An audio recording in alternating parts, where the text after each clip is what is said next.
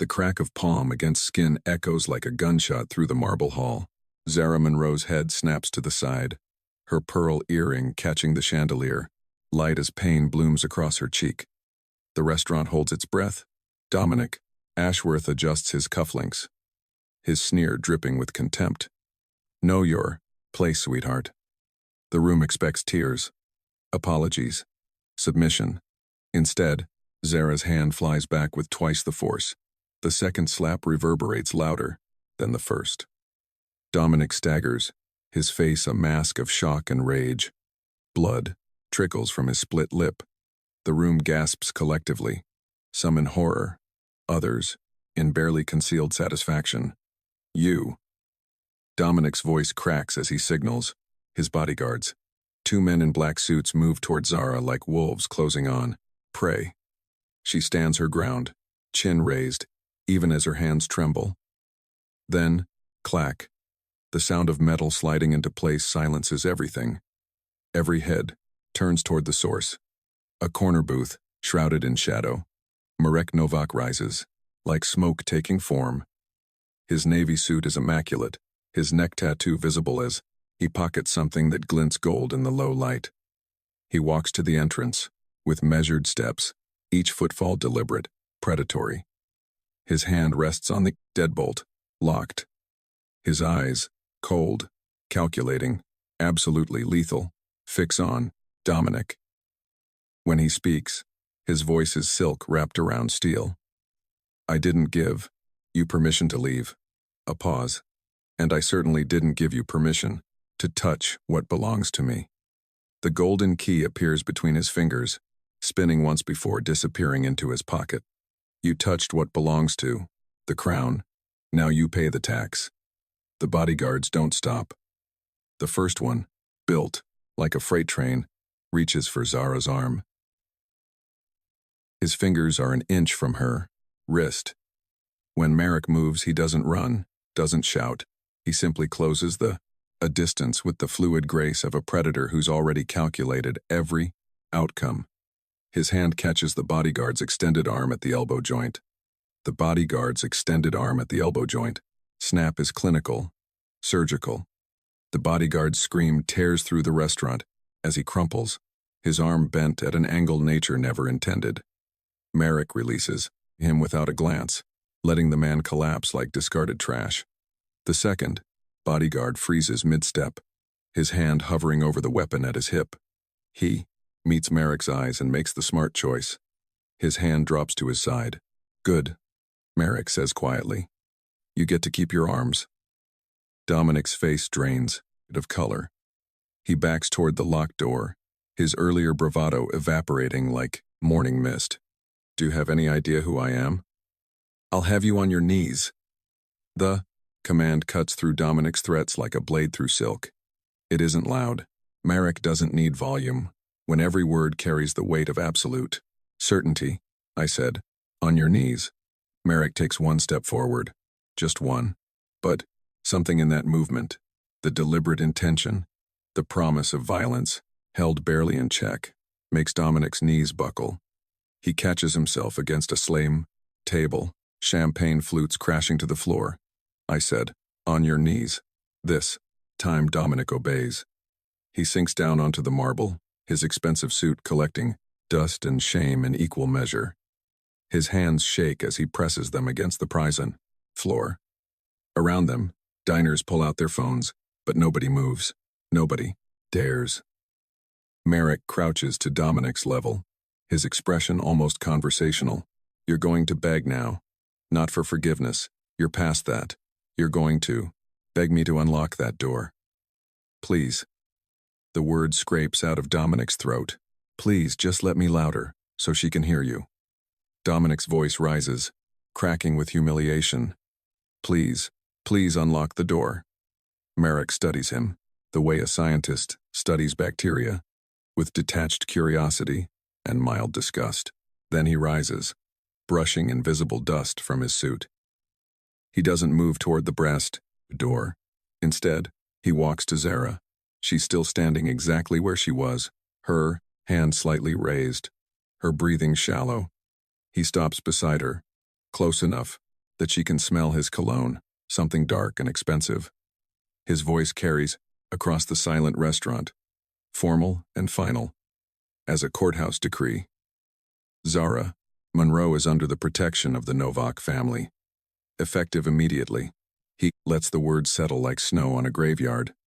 Touch her again, and they'll need dental records to identify what's left. He produces the golden key, lets it catch the light one more time, then turns the deadbolt. The door swings open. Dominic scrambles through it on his hands and knees, his bodyguard limping after, and him. Merrick pockets the key and extends his hand to Zara. We should talk. Zara's hand hovers in the air between them for 3 heartbeats before she takes to it. His palm is warm, steady, a stark contrast to the violence it just delivered. He leads her through the restaurant, past tables of stunned diners who suddenly find their wine glasses fascinating. The office is behind the kitchen, up a narrow staircase. She's walked past 1,000 times without noticing. The door is heavy, reinforced. It locks behind, and then with a sound that makes her pulse jump. The space is smaller than she expected. One wall is all windows overlooking the city, the lights glittering, like scattered diamonds. The desk is dark wood, expensive but understated. Everything is precisely arranged. No clutter, no personal effects except for a single photograph in a silver frame facing away from her. Merrick gestures to the leather chair across from his desk. She sits because her legs are shaking and the adrenaline is finally catching up with her. Her cheek still burns where Dominic struck her. Her knuckles ache where she struck back. He doesn't sit. Instead, he retrieves the golden key from his pocket and places it on the desk, between them. It's ornate, baroque, clearly antique. The kind of thing that belongs in a museum, not a pocket. 5 years ago, he begins, his voice, quieter now, almost gentle. You were walking home from a double shift. Winter, nearly midnight. Zara's breath catches. Her mind races back, sorting through years of exhaustion and struggle, looking for. You took the alley off Pata Street, shorter route. He turns slightly, and she sees his neck tattoo fully. Now, intricate, beautiful, deadly. You found someone bleeding out against a braiding dumpster. The memory slams into her like a physical force. The boy, young, maybe 19, curled on frozen concrete, blood pooling black under the streetlight. She dropped to her knees without thinking, her server apron already coming off, to press against the wound, her hand shaking as she dug through her purse for the cheap sewing kit she carried for uniform repairs. Most people would have called 911 and kept walking. Merrick continues. You stayed. You stitched me up, with dental floss and a sewing needle right there in the alley. You didn't ask. My name. Didn't ask what happened. You just... He pauses, something flickering across his face. You told me to breathe, that I wasn't going to die tonight. Zara stares at him, really seeing him now. Looking past the expensive suit and the lethal grace, searching for the boy in the alley. His eyes. Yes, she remembers those eyes, terrified but defiant. That was you, she whispers. That was me. He picks up the key, lets it catch the light. This key belonged to my father. It opens every door in this building. My family built this restaurant 30 years ago. His eyes lock onto hers. You saved the heir to the Novak Empire, Zara, and in my world, that debt doesn't expire. I don't want your money. Zara's voice is steadier than she feels. She stands, her server's vest suddenly, feeling too tight, too constricting. I helped you because it was the right thing to do. That doesn't mean I'm for sale. I'm not trying to buy you. Then, what do you call this? She gestures at the office, at him, at the invisible weight of everything that just happened downstairs. The dramatic rescue, the protection announcement. I'm not some damsel who needs you think this is charity. Something dangerous flickers in his expression. Not anger, something colder. He moves to the wall, presses his palm against what looks like solid paneling. It clicks open, revealing a safe. His fingers work the combination, with practiced ease. Inside, among stacks of cash and documents she probably shouldn't see, is a leather-bound ledger. He pulls it out, sets it on the desk, and opens it to a marked page. Read. Zara doesn't want to. Every instinct screams at her to walk out, to go back to her simple life of double shifts and dignity. But her eyes betray her, dropping to the columns of numbers written in precise handwriting. Slunechny Zaradi Nursing Home, her grandmother's facility, monthly payments, all dated, all substantial. Her breath stops in her chest. How long have you? 3 years. He traces a line down the page. Since I found out where you worked. Where your grandmother was. His finger stops on the beat, most recent entry. The private room with a garden view. The physical therapist, who visits twice a week. The chef who makes her check goulash the way she likes. It. Zara's hands grip the edge of the desk. She remembers the day the nursing home called to say they were upgrading her grandmother's accommodations. No, additional charge. She'd questioned it suspiciously, but they'd insisted it was a routine reassignment. She'd been too exhausted, too grateful to push further. You don't owe me, Merrick says, his voice dropping to something almost tender. I owe you a life. My life. And in my world, that's not a debt you settle with a check and a handshake. I can't accept this. But even as she says it, she's thinking of her grandmother's smile, the way she'd looked healthier these past few years. Happier. You already have. He closes the ledger with a soft thump. The nursing home. I own it. Bought it 2 years ago. Your grandmother isn't just a resident, Zara. She's family. My family. Which means she gets treated like royalty. Why? The word comes out broken. Why go this far? He meets her eyes, and for the first time she sees something raw beneath the polished exterior. Because you didn't have to stop. You had nothing. Working doubles too, and afford a basement apartment. Eating brambaraki for dinner, so your grandmother could have medication. And still, you knelt in a freezing alley and saved a stranger's life. He pauses. You showed me that honor still exists in this world. Let me show you what protection looks like in mine. The nursing home smells like lavender and antiseptic.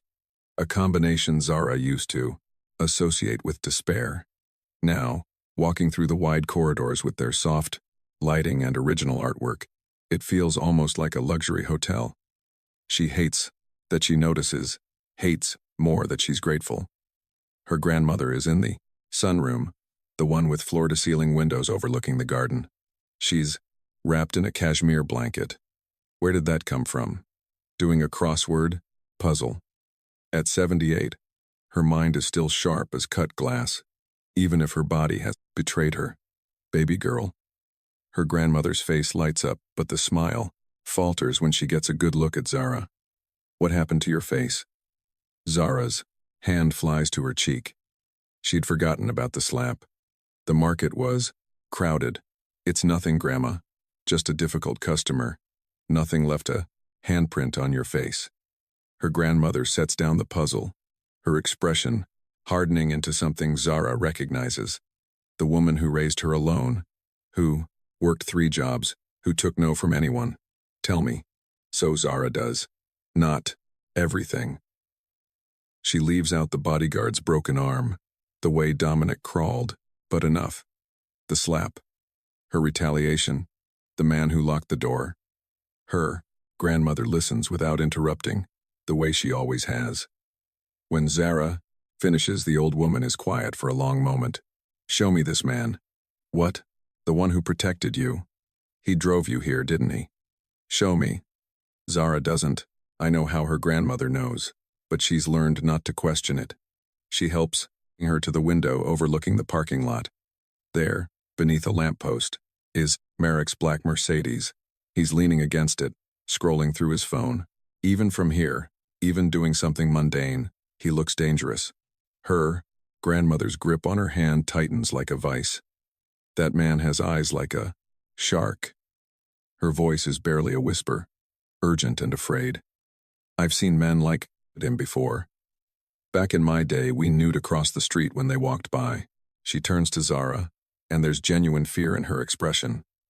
Baby, he doesn't stop until he tastes blood. Men like that, they don't protect. They possess. Zara looks back at Marek. As if sensing her gaze, he glances up. Even through the distance, through the glass, she feels the impact of his attention. Her grandmother is right. There's something predatory in those eyes, something that should terrify her. Instead, she feels heat bloom in her chest.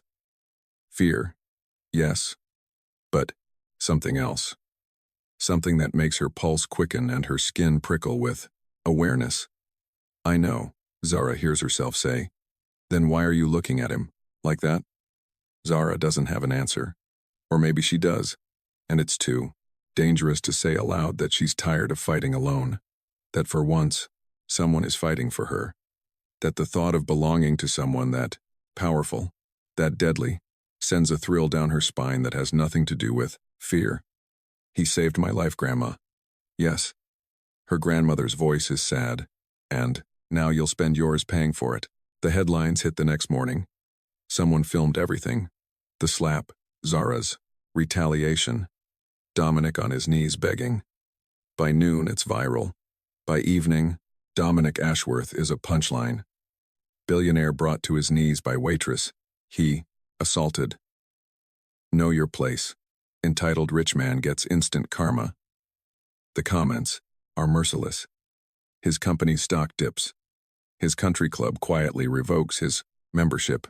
Someone digs up 3 other assault allegations that were settled, quietly, buried under NDAs and hush money. The empire he inherited starts, showing cracks. Zara watches it unfold on her phone during her shift, a knot of unease growing in her stomach. Marek sits in his corner booth as always, reading a newspaper like it's still 1995, unbothered. But she notices his men now. The 10.2, one stationed by the doors, the ones in the kitchen. She'd always thought they were regular security. Now she knows better. 3 days after the incident, she's closing up alone. Marek had a meeting across town, something about a shipment. Words he'd said quietly into his phone that she wasn't supposed to hear. She'd insisted she'd be fine. The restaurant has an alarm system, cameras, locks. She's counting the register when she hears the sound.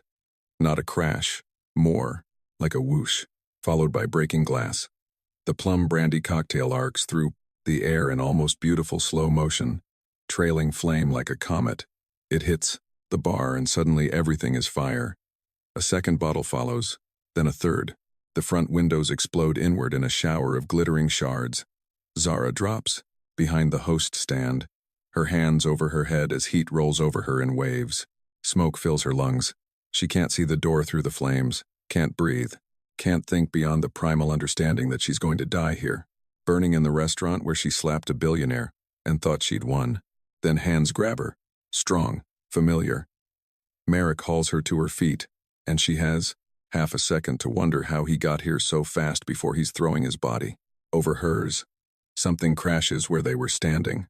Glass, wood, debris, raining down as the fire spreads with terrifying speed. He doesn't speak, just pulls her toward the kitchen. His body curved around hers like armor. She feels impact after impact as falling debris hits his back instead of hers. His expensive navy suit, the one that probably costs more than her yearly salary, is already ruined, torn, and smoking. They burst through the kitchen door into the alley. The cold air hits her like a slap. She collapses against the brick wall, coughing, her eyes streaming. Behind them, the restaurant burns, flames visible through every window. Marek braces one hand against the wall beside her head, catching his breath. There's blood on his temple, burns on his hands. His suit, jacket is destroyed. The fabric singed and torn. "You're hurt," she gasps. He looks at her like she's insane. "And you're alive." His hand cups her face, thumb brushing soot from her cheek. His eyes are absolutely black with rage. He just made his last mistake. The penthouse occupies the entire top floor of a building. Zara has walked past 100 times without looking up. Floor-to-ceiling windows showcase the city, sprawling below like a kingdom waiting to be conquered. Everything is clean, lines and dark wood, leather and steel. It smells like him. That expensive cologne, mixed with something darker, more primal. Merrick doesn't ask if she wants to stay here. He simply guides her inside with a hand on her lower back, proprietary and protective in equal measure. His men carry up bags she doesn't remember packing. Somewhere between the burning restaurant and this moment, decisions were made for her. She should be angry. Instead, she's numb. Bathroom, he says, leading her down a hallway. Shower. I'll bring clothes. The bathroom alone is bigger than her apartment. Marble everywhere. A shower that could fit 5 people. A tub that looks like modern art. She strips, mechanically, watching soot and ash swirl down the drain until the water finally runs clear. Her hands won't stop shaking. When she emerges wrapped in a towel that costs more than her weekly paycheck, she finds him in the bedroom. He's changed into black slacks and an open white shirt, his tattoo visible along his collarbone.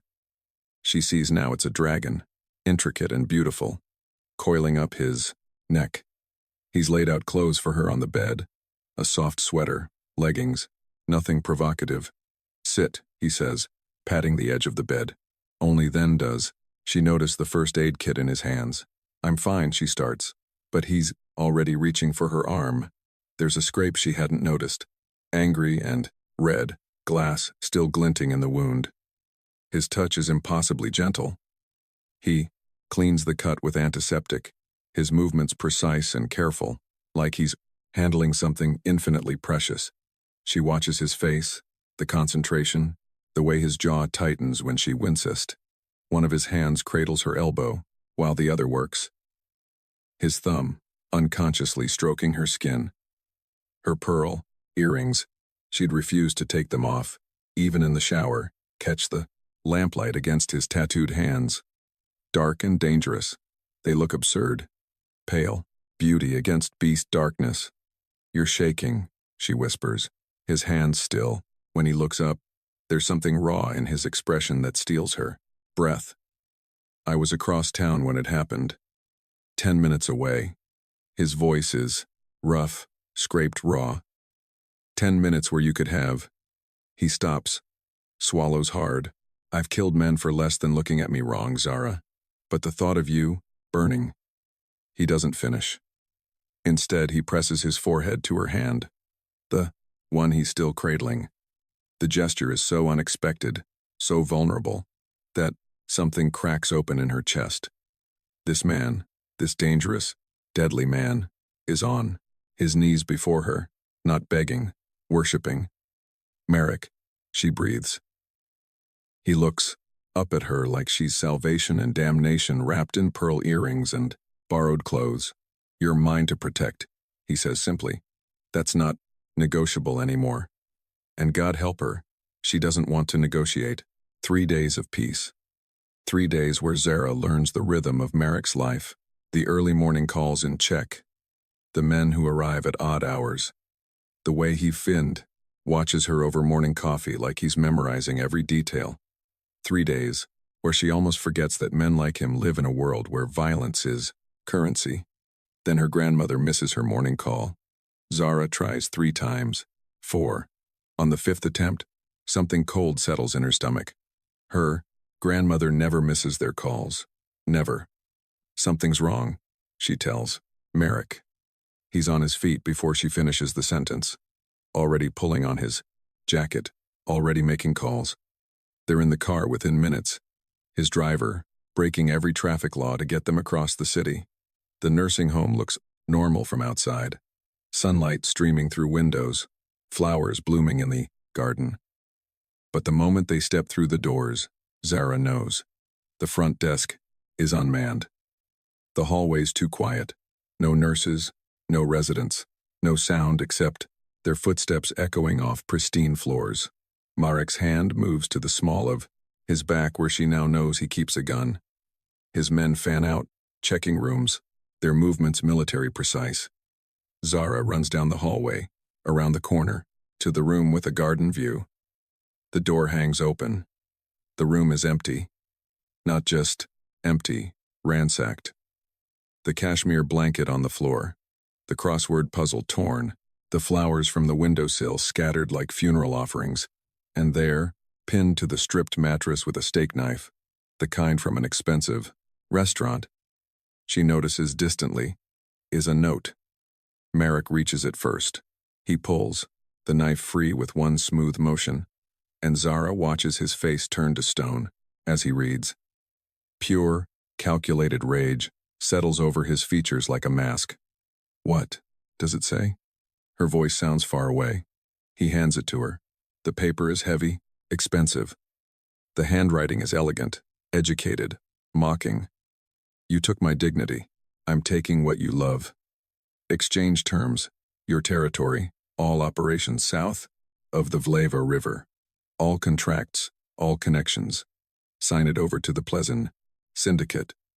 Deliver the transfer documents to Pier 17, Warehouse J, tomorrow, midnight. Come alone or the old woman learns what happens to loose ends in our world.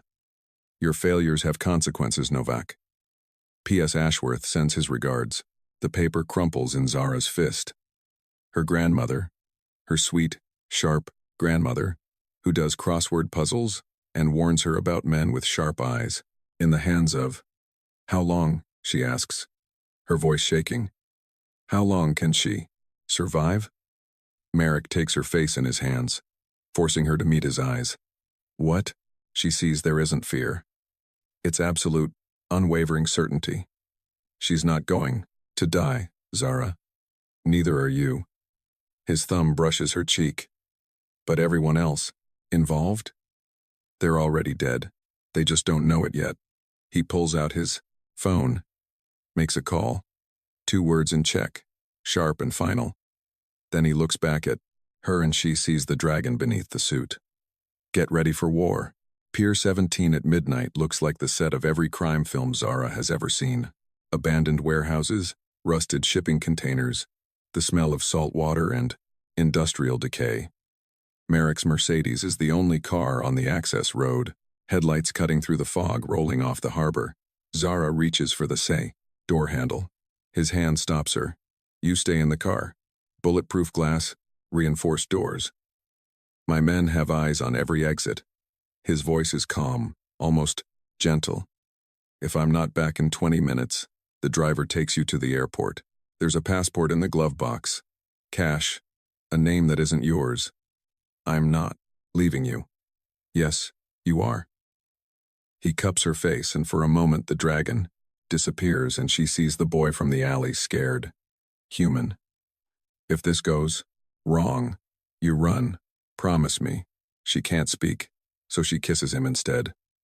Hard and desperate, tasting fear and fury, and something that might be love if they had time for such things. When they break apart, the boy is gone. Only the Brocus dragon remains. He steps out of the car, holding nothing but the golden key. She watches him walk toward Warehouse J, his silhouette swallowed by shadows. Her heart hammers against her ribs. Then the screaming starts. It's not Merrick. She'd know his voice. This is higher. Panicked. The sound of men realizing they miscalculated badly. Gunshots crack through the night. She counts 4, 5, 6, then silence. The side doors of the warehouse burst open. Men in dark clothes, Merrick's men, flood in from both flanks. More gunfire, shouting in Czech and English. The organized chaos of a planned assault. 14 minutes pass, like 14 hours. When the warehouse doors finally open, Merrick emerges, carrying her grandmother in his arms. The old woman is wrapped in someone's jacket, conscious, but clearly drugged. Behind him, his men drag out bodies. Some groaning, some not moving at all. And there, zip-tied and bleeding from a broken nose, is Dominic Ashworth. One of Merrick's men has him by the collar, forcing him to his knees in the gravel. Zara is out of the car before the driver can stop her running across broken pavement. "Grandma, I'm okay, baby." Her grandmother slurs, reaching for her with shaking hands. This young man is very dramatic. Merrick passes her grandmother to Zara, and that's when she sees it. His white shirt, no longer white, dark and wet down his left side, blood, spreading like spilled wine. "You're hurt," she gasps. "It's nothing." But his hand presses against his ribs and his breathing is wrong. Shallow. "Merrick." His knees buckle. She barely catches him, his weight pulling them both down. His blood is hot against her hands, too much blood, and his skin has gone pale as paper. "Stay with me," she demands, her voice breaking. "You don't get to die." Not after his hand finds hers slick with blood, squeezing weakly. "Call ambulance," he manages. 2 minutes. In the distance, sirens wail. The hospital waiting room smells like disinfectant and burnt coffee. Zara has been here for 6 hours. Her grandmother sleeping in a private room upstairs. Marek in surgery. His blood has dried brown under her fingernails. She hasn't washed her hands. Detective Lucia Kovajova sits down beside her without asking. Mid-40s. Tired eyes. The kind of cop who's seen everything twice. "Miss Monroe? I need to ask you some questions about tonight." Zara doesn't look at her. "My boyfriend was stabbed. My grandmother was kidnapped. What more do you need to know? Your boyfriend?" Kovajova pulls out a notebook, flips it open. "Marek Novak, age 31. Owns several restaurants, a shipping company, and according to W-Type, our files, half the organized crime south of the Vltava River." She pauses. "We found 6 bodies at that warehouse, Miss Monroe. 2 more in critical condition, and security footage that's mysteriously corrupted. Then I guess you don't have much of a case. I have witnesses who say Mr. Novak walked in alone and came out covered in blood. I have Dominic Ashworth willing to testify that Dominic Ashworth kidnapped a 7-8-year-old woman and held her for ransom." Zara finally turns to face the detective and her voice is ice. "You want to talk about crimes?" "Start there." Kovajova leans back, studying her. "You're not what I expected. The file said you were a waitress. No criminal record. Perfect. Citizen." She taps her pen against the notebook. "But you're covering for a killer, Miss Monroe. That makes you complicit. Am I under arrest?" "Not yet." Zara reaches up, adjusts her pearl earring. The right one has come loose. The small, familiar gesture steadies her. She thinks about the boy in the alley, the man who locked the door, the way he held her grandmother so carefully, despite bleeding out from his own wound. She looks Detective Kovajova directly in the prate eye and lies with the ease of someone who's finally chosen her side. "Marek was with me all night. We were at his penthouse until we got the call about my grandmother. He drove me to the nursing home, then the warehouse. He never left my sight. Each word is clear, deliberate, perfect. Whatever happened in that warehouse, it wasn't him." Kovajova's expression doesn't change. "You're sure about that?" "Completely." The detective stands, tucking her notebook away. "You're making a choice here, Miss Monroe. Once you go down this road with him, there's no coming back." Zara thinks about her grandmother upstairs, alive, about the man in surgery who took a knife meant for her, about belonging to something bigger than survival. "I know," she says simply. 6 months later, the restaurant reopens on a Tuesday. The fire damage has been erased, replaced with something even more beautiful. The sign above the door reads Monroe's in elegant script, Zara's name, though everyone knows who really owns it. She moves through the dining room in a black dress, her pearl earrings catching the light. There's a new ring on her finger now, white gold, simple, with a single diamond. Its twin sits on the hand of the man in the corner booth. Marek watches her the way he always has, like she's the only thing in the room, worth seeing. His suit is impeccable, his neck tattoo just visible above his collar. The scar from the warehouse has healed into a thin line across his ribs. She traces it sometimes at night, a reminder of the price of their war. She catches his eye across the room. He reaches into his pocket, pulls out the golden key, and sets it on the table between them. A question, an offering, a kingdom. Zara crosses the restaurant, slides into the booth beside him, and picks up the key. It's warm from his touch. She leans close enough to feel his breath against her ear. Ready to lock the doors, Mrs. Novakova? His smile is all predator, all hers, always.